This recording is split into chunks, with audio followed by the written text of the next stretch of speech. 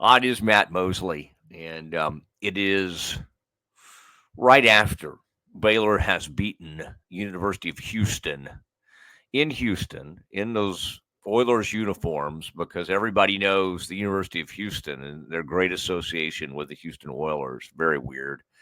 I mean, I know they're in the same town, but that the Oilers left 30 years ago, and so that's strange. That part of it, the love you blue, but no big deal. Baylor wins 20-10. The Bears are now 7-4. I mean, it's hard to believe. I mean, this thing was ugly. This thing was, you know, maybe we gone a little bit overboard. Sawyer was on this incredible run, number 6 QBR in the country. I'm talking like he's going to be a Heisman um, candidate next year. And I haven't changed my thoughts on that, but he was off. I mean, he threw the bad pick early. He threw 3 picks in this game. They didn't get anything done. The third quarter was really the whole second half. I mean, they finally kind of did enough to get by, and they won ugly, and that's okay. That's fine. I mean, they're now 7-4, and all these other things happened today as we record this. Arizona State won, and Colorado got beat by Kansas, and now Kansas comes in. Suddenly, this is like some kind of great game. 7-4 Baylor. We thought, just a few weeks ago, this would be ridiculous. Baylor and Kansas both headed toward nowhere. Now Kansas has a chance to play for. I mean, they're the first losing team ever to win 3 straight uh, games against AP top 25 teams. They're on some kind of incredible heater. They take down Colorado. I mean, it's just this whole thing. I mean, I just watching and then the whole BYU Arizona State, Kenny Dillingham. There's a lot going on. And here's what I'm choosing to do. I'm not going to. I will leave it to my buddy Cam Stewart of the Cam Show in the Locked On Baylor, and he's on the Matt Mosley show with me. I'll leave that to him to walk you through all the different scenarios that need to happen because I still think there's a lot. Now there's even talk of what's going to happen if there's the big tie between all of the 2 lost conference teams. I was monitoring that Iowa State game. Looked like Iowa State had the lead, like 17-13 over Utah. It's not like they were playing that great. But you're going to have a lot of 2-loss teams. And, yes, there is a remote chance still the Bears could somehow. But, I think they actually need help from this Houston team they just played. And they're not going to get much help from that team.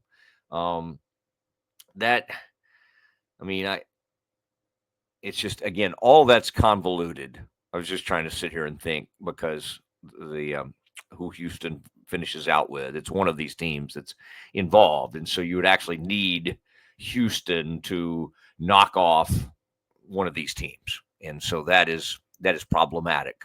I mean, I don't know exactly what was going on with Sawyer tonight. Love him, but my goodness, he just didn't have it. I mean, he was, and I say that, and he ended up, throwing for a lot of yards in the first half. The first half was they put up great numbers in a lot of ways, but I mean, he was just. It was just too much. It was, I mean, the one that he threw, and then of course Devin Bobby gets a big interception.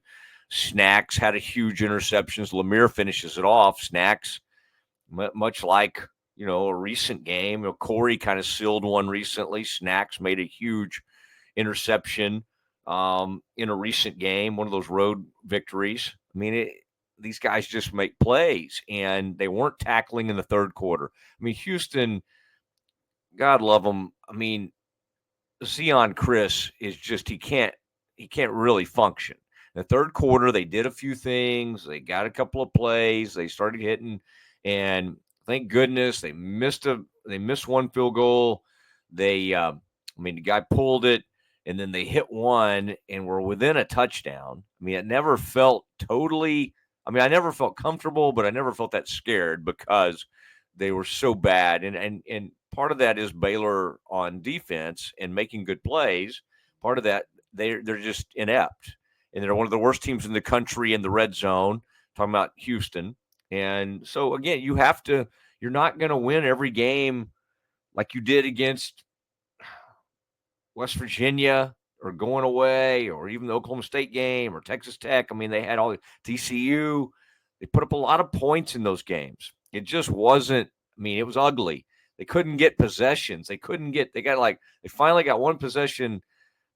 I mean, it was like the third quarter was over and they'd run like 3 plays and they got the ball back and they went 3 and out again. And so that one series, the second series of the second half, they didn't run.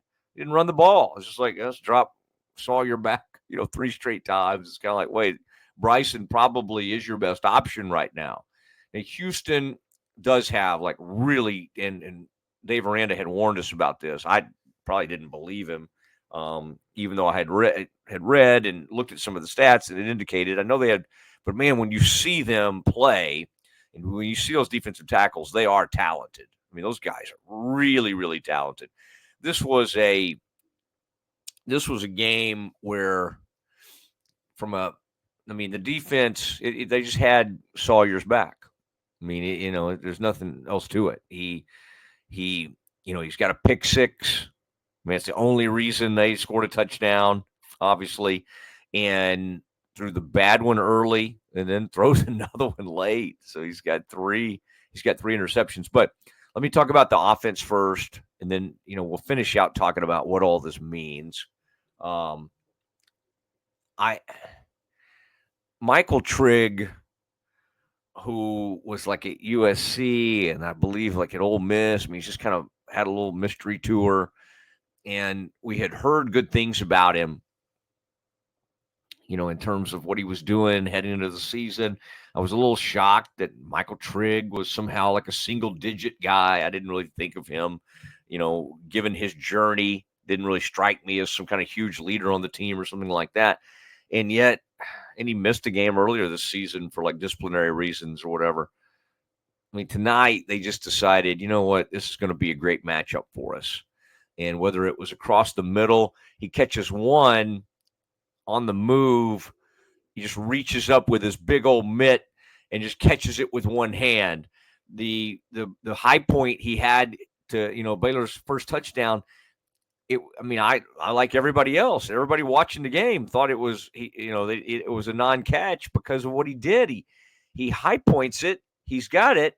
And honestly, I don't know if you would want to coach this or not, but it seems kind of smart almost. He takes that big hand with the ball to show that he's caught it, and he puts it behind his back.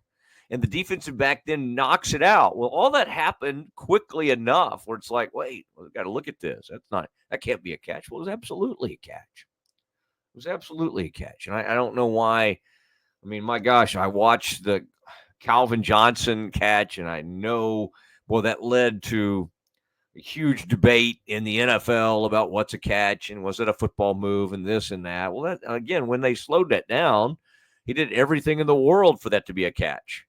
High points it, secures it, takes the ball out in his hand to the side, and then puts it around behind his back. That's more of a catch than almost any catch in the game.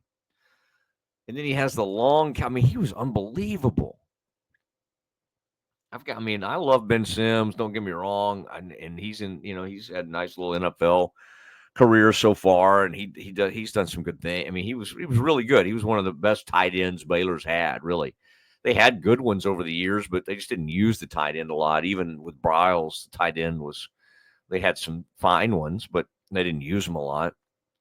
And Michael Trigg is the most dangerous weapon the Bears have ever had at tight end. I remember Steve Stutzman being a big, huge, fast dude, but they didn't really use him. They didn't know, it wasn't really part of the offense back in the day. And this is that what we saw tonight was unreal. That is a wide receiver in a massive body at 6'4", 6'5", who can run. Just a matchup nightmare. Good on, the tight ends coach, Jared Anderson. Good on Spavital. That obviously was a huge priority coming to the game. Sawyer made that work 4 catches for 96 yards and a touch. Down. I hate the whole people that say tutties and all this stuff. Again, that's the old man in me. Apparently, I'm moving into that stage because when I hear somebody say like it's tutty and touch, it's ridiculous. Um, I the so he was phenomenal. I thought Bryson was great all night.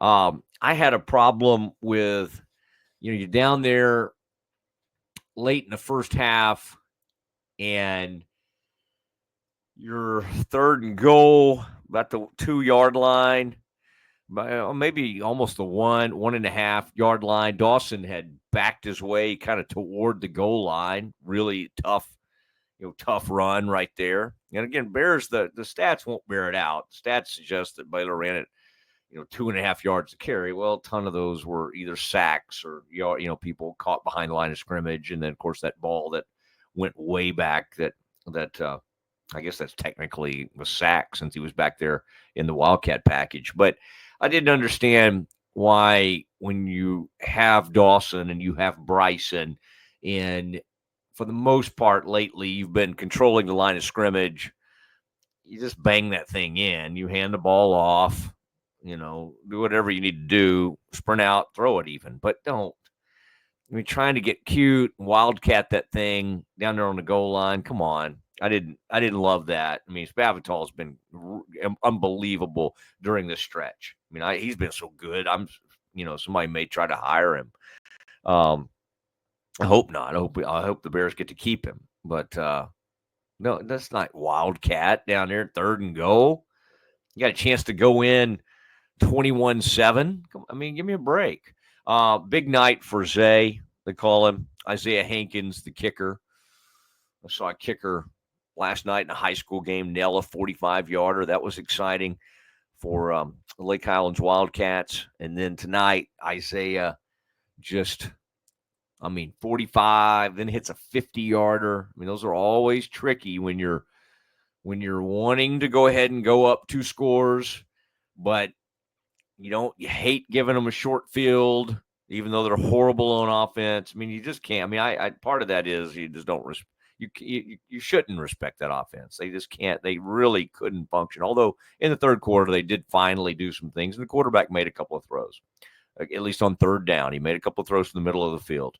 Hankins came up big. That was great. 2010 felt like 40-10 against that offense. Okay, so I thought the defense, 2 games in a row, second half of the game in Morgantown, they saved you, get you off the field. Offense kind of bogged down for a little while. Same thing tonight, but offense just didn't have the ball. They didn't have many possessions. 2 possessions, 2 3-and-outs, and that was kind of it. After possessing the ball the entire first half, it was hilarious. At the half, I think Houston had 12 passing yards. I think Baylor had run like 40-something plays, and maybe Houston had run like 8 plays or something. It was ridiculous. They hadn't had the ball at all, and the Bears had it the whole half, and just so in some ways, they were dominant. It didn't totally show up in the score, and it was ugly, but they got it done. And let me remind you that Houston beat Kansas State. They beat TCU. Both those teams, I think we have respect for. And Kansas State was beating Cincinnati last time I looked, and TCU is certainly moved in the right direction and had high-powered offense and all that. So I think you just take it and you move on, and know that Houston can be a little bit dangerous. They fall to 4-7, but you didn't play your best, and you still got to win. All right, they probably played maybe almost better than that on offense and got beat by Houston 25-24 last year. And Houston went for it and got it at the gun. And again, that was one of those games that started pointing toward perhaps an exit for Dave Aranda. What's happened since then is remarkable. A 2-4 start, everything's awful, and the Bears somehow turn it around and are sitting here 7-4, have some kind of remote shot at getting in the big. I mean, that would be hilarious, but it just seems like there's too many moving parts for that. But I mean, now get to 8-4, get a good bowl game. I don't know what that gets you. I mean, they get is a Texas Bowl. You'd rather be in Houston. You rather go out. You want to go out to one of these others. That doesn't matter to me. I think it's just fun to get to go to a bowl game. And Bears have a chance to finish out the right way against Kansas. Now, it's scary. I mean, Kansas is, and this is not, we're going to have plenty of time to talk about Kansas, so I don't want to get into that right now too much, but I'll just say Devin Neal, one of the best running backs in the country. They got a quarterback who's playing really well, and they're opportunistic on defense. And Shedeur really couldn't. I mean, they didn't function. I mean, they got hammered. They got the tails handed to them. The Colorado kind of fought back in that game, lost that game like 38-21. Really weren't in it. I mean, kind of fought back a little bit, but and got it to 23-21 at one point, and then from there, Kansas just said, "Okay, we're just going to go ahead and take this thing over and finish this game out." It's kind of the same thing. BYU had a kind of fought back in that game against Arizona State, but Arizona State was able to win the game. This is a crazy conference. It's not a great conference, but there are a lot of fun teams, a lot of fun personalities, and Baylor's right in the mix. I mean, there's not a single team in this conference you wouldn't think Baylor would have a great chance of beating everybody. There's nobody like, oh man, Arizona State, look how well they're playing. Baylor could totally, beat them. And I mean, who knows? But it'll be interesting to see how all this plays out. There will be some scenarios that we'll be talking about. I would just look at Twitter tomorrow at morning sometime. The Big 12 is going to announce all the possible scenarios for the Big 12 championship game as they kind of sort through all that. I think all we figured out today is that all those teams that are tied with 2 losses, there's some certain things that would happen, like if Arizona State wins and I believe it's Iowa State, if they both win and it was all tied, I think those 2 would end up in the conference title. Anyway, I'm just head's kind of spinning with all that, but I'm just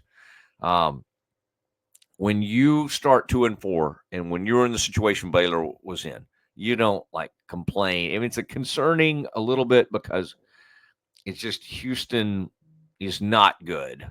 And so they kind of toyed around and let them hang around and all of that. But again, you won the game.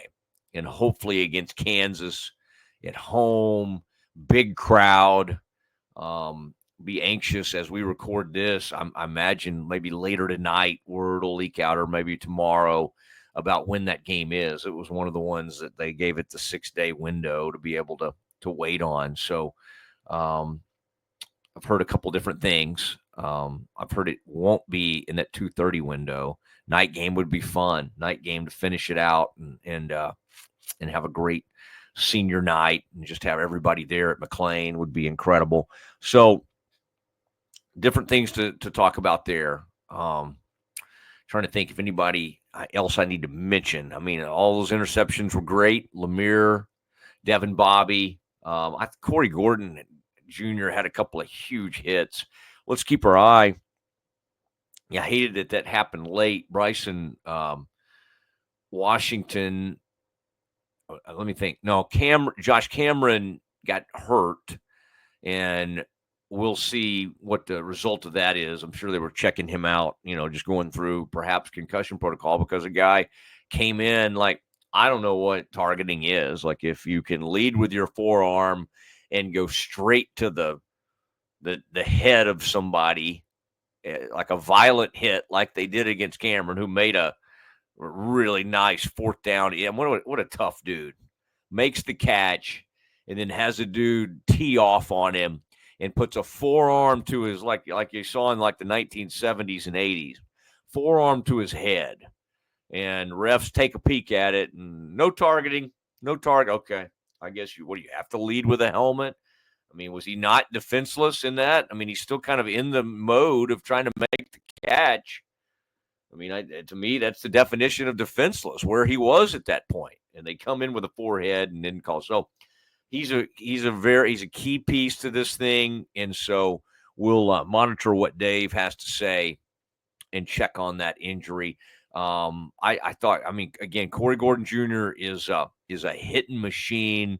Great to see Lemire make a play. Snacks. Bobby had the big play early that could have given Houston a ton of momentum, and they throw the pick in the end zone. And Bobby was just all over it. Had a good coverage, had tight coverage, closed on it, and I bet he couldn't believe his eyes when that ball came right to him. So Bears flip it right there and get the ball in their own 20. And that was a big moment because they, it's just, and of course they score on the pick six, but it was a nice early moment for the defense, and for the most part, defense gave up 3 points in this game. Yeah, I mean the pick six is what Houston scored on. So the defense played a heck of a ball game. Keaton Thomas, tremendous. He had 10 tackles, had a half sack. He was all over the place. I thought Big Linus did some good things in the interior. You don't want him out chasing people in space, which what happened to him one time. I thought that, when they gave up that, and of course they ended up having to kick a field goal, but they gave up that trick play. I mean, you'd like to think that if a guy's going to lateral it and then throw it back to the quarterback, he shouldn't be allowed to throw it that high in the air without somebody making a play on it. I mean, that was kind of crazy. I mean, it looked horrible, and yet it was very effective because it got down there near the goal line. Again, I think Houston may be the worst red zone team in the country. I saw something where they ranked. Well, the ranking I saw I think included like even some of the FCS schools because it said they were like 250. That I thought, well, there's not that many schools. There's only like 133 D1 schools, so they're bad, and you see why. They average 14 points a game. They get 10 tonight. A lot of times they end up with 0. They got beat 20-0 by Iowa State. They got beat 27-3 by maybe Arizona recently. So I mean, they're bad, but they can muck it up, and they've got good. I mean, Willie Fritz, good coach, kind of hung in there. The announcers were. I mean, again, who cares? I mean, I saw Spencer Tillman was on the game, and I was like, oh great. He used to be with Tim Brando for years. Spencer Tillman was a tremendous running back at Oklahoma for Barry Switzer back in the day, and he was kind of a news guy in Oklahoma. But I mean, it's just he's wandering around during those broadcasts, but it's fine. It's fine. I mean, hopefully next year they just sprint out to a big start, the Bears, and they draw better broadcast teams. But that's okay. I don't really get. I mean, I've taken my share of hits for some of my broadcasting, so I'm not going to go too crazy on them. The other people on defense, I thought Trevin, my eye, great. I mean, just constantly in there. I mean, I don't know how many sacks, but he was just making plays near the line of scrimmage. He was retracing. I thought Matt Jones. I thought he played well and did some nice things. He just couldn't. They were having trouble tackling and this quarterback is a good runner. He's a little bit elusive, so you got to give him that. But Matt Jones is very athletic, and I think he was mad at himself. He overran one sack, and he came back and had another chance at a sack, had a chance at a TFL, and he wasn't totally himself because a lot of times he makes those plays, and they were kind of getting away from him tonight, and that's very unlike him. I saw Garmin was back there involved in a lot of stuff. I mean, I thought the defense was just flying around making plays. I mean, there's somebody named. I mean, it's just interesting, these games. I think I said it last week. There's like a guy, he actually made a nice tackle tonight. There's somebody 38. I think he came from New Braunfels, and playing safety. And he's just kind of. About four games ago, appeared out of nowhere. I'm sure he was a special teams player. I mean, he's a young guy, like freshman. He's just out there. Redding is his name. He's just out there running around, just reckless and making plays. I mean, they've got so many dudes like that. I mean, think about that. 91, Trey Wilson, Jordan. I mean, I didn't see Caleb tonight, but he's good, 47. But then I'm thinking about Kyler, number 40. I mean, it's just, I mean, this is a good defense, and it's so versatile. And I think that's what I mean.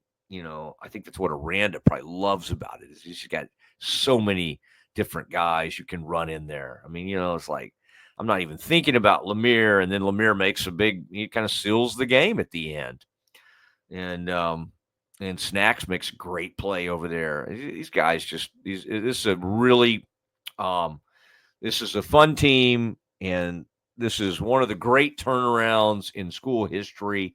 Again, I said it the other day. It kind of reminds you of the 2012 team and what they did to turn things around. But that's a good. That's a great group. I was going to make sure I wasn't. Oh, I thought Ashton Hawkins. He was tough, great after the catch, great balance. He gives you so much. And of course, he had the touchdown. That was a good throw by Sawyer, but he reached out, made a great. These guys are extremely good targets. And even though some of them aren't like that tall, they just make great targets in the red zone because they get so much separation. And then Sawyer puts it in the right spot. Again, it wasn't a great game for him, but his teammates picked him up. He's been on a heater, and he kind of came back down to earth. Sawyer finishes 15 of 23 for 204 yards, 2 touchdowns, and 3 interceptions. The last one was kind of like Baylor was just trying to kind of finish that game off. They didn't want to take a long field goal. I just don't think they had much regard for the Houston offense, and I totally understand that. Bryson Washington finishes with 28 carries for 113 yards. Pendergrass came in, gave you 14 carries for 41 yards. I would say that, and Hal made a couple of tough catches. Of course, Josh did on some of those inside, some of those big, like a fourth down. One of those, I'm trying to think of I think there were 2 fourth down catches that Josh made, 2 catches of the game, or 2 of the key throw. He's great. He's great in space, and he just gives you a good target for Sawyer. And Sawyer's a good, heady guy who he's able to shake things off. And you'd way rather him get a bad game, interception-wise, out of the way, because he was sitting there coming into this game with 20 touchdowns and only 4 interceptions on the season. So this jumps that number up, but who cares? They won the game, and hopefully, he had been taking care of the ball beautifully, and hopefully he'll go right back to that.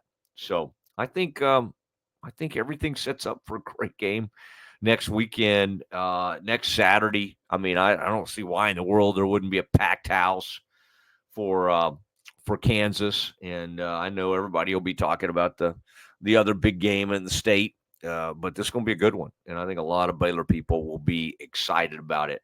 As we tape this, in fact, the Aggies were trying to come back, and we're down 28-21 as the fourth quarter was starting, but you knew that was going to be a tough game for them going to Auburn, even with Auburn being so bad this year. I think the crazy one is Alabama being down 24-3 at halftime to Oklahoma as we tape this thing. Of course, by the time y'all listen to this, all these things will be over, but that's okay. I just like commenting on the various things. Let me just think a couple things. Spavital kind of hung in there. I thought I didn't like the Wildcat at all down there around the goal line. I didn't like that they were throwing the ball in that one possession, like 3 threes. And one of them, Sawyer, got knocked down right around the line of scrimmage, but they tried to throw 3 straight downs. And you're just like, you got Bryson, you got this O-line. Let's lean on him a little bit. Let's see if you can get it going. And so there was some weird stuff going on tonight. I could tell, there was some holding penalties. There was that snap. I saw Mason Miller getting all over Colton Price. These guys coach him up like crazy, and nobody felt worse than Colton. The only thing I would say to him is, he's used to snapping it to a 6'3" quarterback who can reach up there and is just a little bit better equipped to handle that. Bryson is great at handling handoffs. He's not back there taking snaps. So that's not the greatest of times on 3rd and goal. I know I keep coming back to this, but be down there running the Wildcat. That was just bothersome, and so it keeps coming up. for Dave Aranda, and we already had the report last week that, of course, that he's coming back. And this is great. You just didn't want to stumble after that. That would have been kind of awkward to lose to Houston after everybody was so excited that they announced he was coming back and all of that. That would have just kind of made for an awkward deal. They don't. They get the win, 7-4, and now have a chance to finish the season 8-4. No matter what happens with the Big 12 in the championship game, and I hope all the things that need to happen. Again, some of this we seem to be needing Houston to win, and after watching that, I don't think we're feeling great about Houston going on the road and producing great results. I mean, that does just not look like a team that's ready to go on the road and do much. Although I think they did win at TCU, believe it or not, 31-19 earlier this season. That was before TCU kind of got it going. I think Coach Aranda, this is a good game for him because it was sloppy and messy, and yet they kind of found a way and held Houston to 3. It doesn't matter how bad they're on offense. You still have to hold them out of the end zone. They got the takeaways. Baylor had 4 takeaways. And then I should give a shout-out to that Josh White, transfer from LSU. I remember thinking, oh, man, he's somehow, maybe Aranda knew him or had some kind of relationship. I mean, he played as a freshman, was like a 4-star guy. He's from the Houston area, and he goes down and he just hasn't seemed like it seems like he's kept a great attitude, even though he's not a starter, and he's more of a special teams guy. And he goes down there and he pokes the ball out, and Bears jump on it. And it was a huge play. It just prevented Houston from having any chance there at the end. And so, I mean, great play by Josh. And this team just continues to get it done. So, but lastly, I just say that Coach Aranda has, I mean, it is remarkable. I mean, I was not alone, but I will own it. I mean, last year I thought change needed to be made.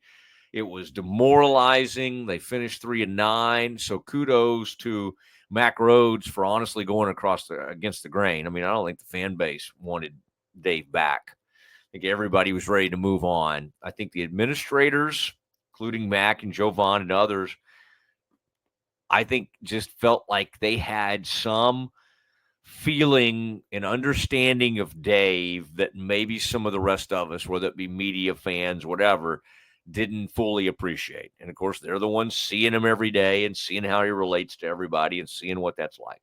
And at the time, that kind of sounded hollow to me. I was like, well, okay.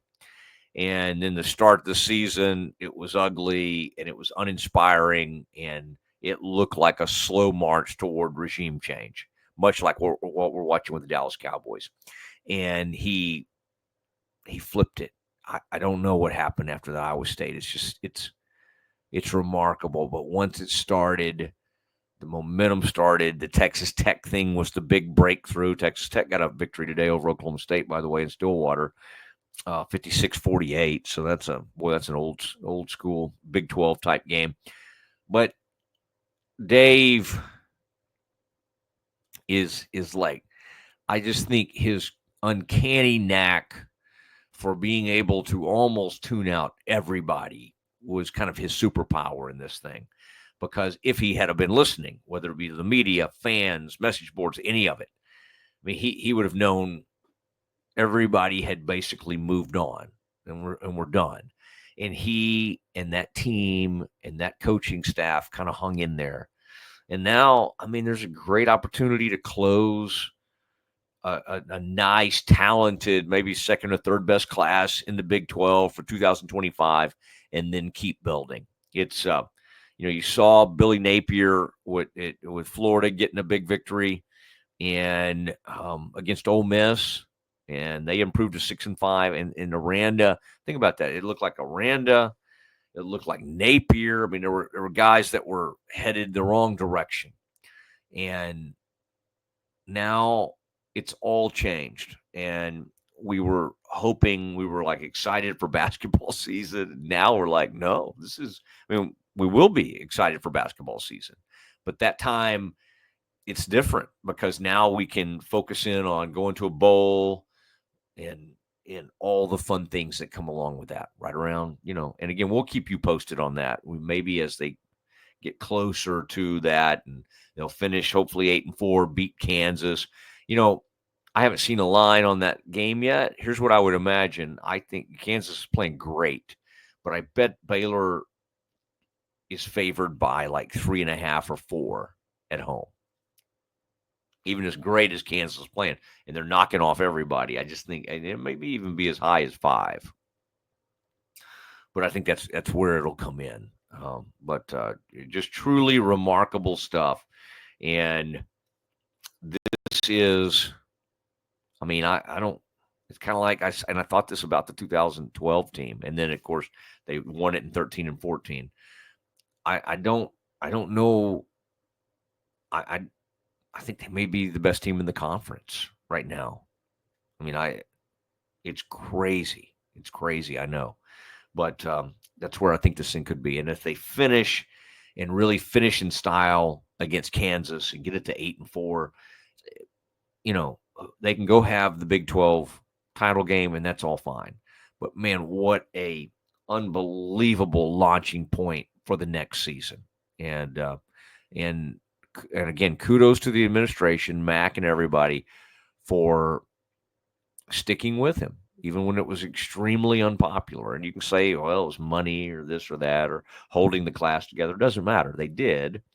And it's paid off in a huge way. Baylor had that, the basketball moment the other night, that was awesome. It was incredible. The buzzer beater in double overtime to beat St. John's. I know what happened last night was not fun. I guess they were just emotionally spent. I don't know. I think Scott does not yet have a feel for this team.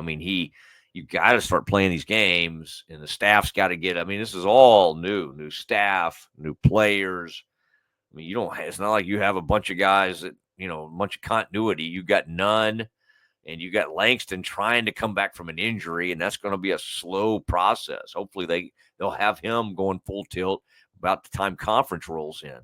But they were down 47-20 against Tennessee. And I know how hard Scott takes this because he loves playing tough teams, showcases, winning tournaments. I think he relishes that. And so when there's not the competitive, when they're not even competitive with the Tennessee team, number 11 in the country, but a Tennessee team they should stay on the floor with, I think it hurts him. But I've been in touch with him, and they'll come back strong from it. And I think, and the other thing is the women they opened up in the Bahamas. They're in a different kind of part of the island, and the Bahamas. They're at the Battle for Atlantis. And so they opened over Southern Miss with a huge win, like 100-50 or something like that. And then they'll move on, and likely, I think they're playing like the winner of Columbia and somebody. But I think whoever it was actually a pretty decent team. So we'll keep our eye on it. But the women playing well and hopefully can win that tournament, the Battle for Atlantis. And I think maybe Sunday, maybe tomorrow, the championship game might be like on ESPN2. The other stuff's been on a streaming service that I don't think any of us are desperately trying to download. Okay. Thank you, man. It's been fun. I appreciate Rogue Media Network so much. And my man, Zach, who's a new dad. That's the excitement of that, man. My daughter just had her last high school football game. She's the varsity cheer captain, Lake Highlands, and man, that stuff goes by in a hurry. But now college is coming up, so that'll all be fun as well. But I just think about the cycle of life and these kids growing up. It is an amazing thing to watch. Thanks to everybody, and good night for the Bears, 7-4, as they get ready to march on and play the Kansas Jayhawks. We'll keep you updated on all the scenarios and bowl game talk and everything throughout the week. It is Obstructed View with Matt Mosley. I'll see you next time.